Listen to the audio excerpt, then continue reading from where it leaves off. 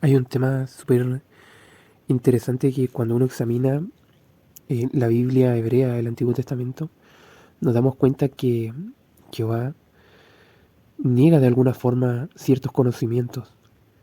Y esto no es neutral, como en el pensamiento moderno, sino que está fuertemente cargado de una dimensión moral y espiritual de cada humano. Por ejemplo, en el Génesis, el árbol del conocimiento del bien y del mal no es simplemente información del conocimiento, sino una experiencia vivencial de autonomía moral fuera de la voluntad del Creador. No es que Jehová quisiera que el ser humano fuese ignorante, sino que hay un tipo de conocimiento que sin madurez espiritual se convierte en un peso destructivo. Por eso es interesante cuando la ley de Moisés prohíbe aprender y practicar las costumbres de las otras naciones. Deuteronomio 12. No por xenofobia cultural, sino porque ese conocimiento no era neutral. Incluía idolatría, magia, manipulación espiritual y culto a deidades con prácticas crueles como el sacrificio humano, la prostitución ritual, etc. Y ese conocimiento llevaba a la corrupción, no a la vida. Por ejemplo, también en la torre de Babel, el problema no era la altura física de la torre, que obviamente no podían llegar al cielo, sino el proyecto de unificación humana para la autosuficiencia y el orgullo colectivo. Por eso está escrito en Génesis 11, hagámonos un nombre para que no seamos dispersados. Un nombre, una fama. Ese conocimiento técnico y organizativo usado para desobedecer la dispersión que Dios había mandado. Espárzanse por las naciones, poblen toda la tierra, pero no nos quedaremos aquí.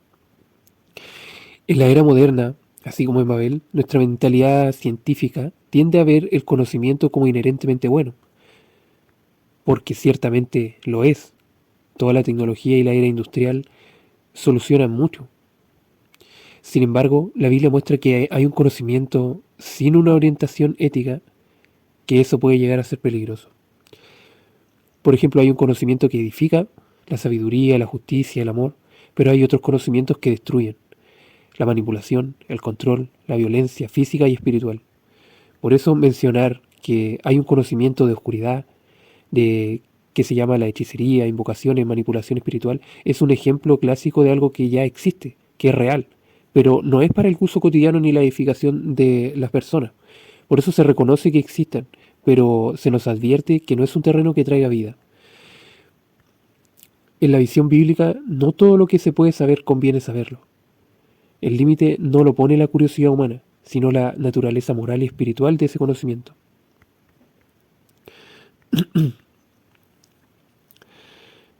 En el Antiguo Testamento, Dios no estaba limitando la ciencia como tal, sino estaba protegiendo a la humanidad de un tipo de conocimiento que degenera a la población.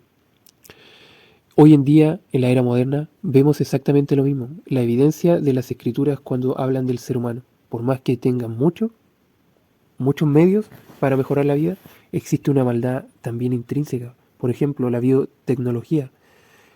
¿Cuál es su potencial positivo?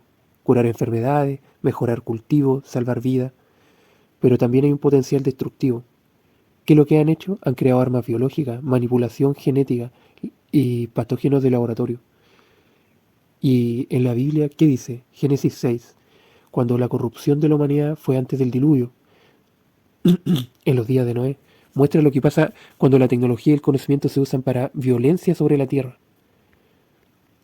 Hoy en día también existe la manipulación tecnológica y psicológica.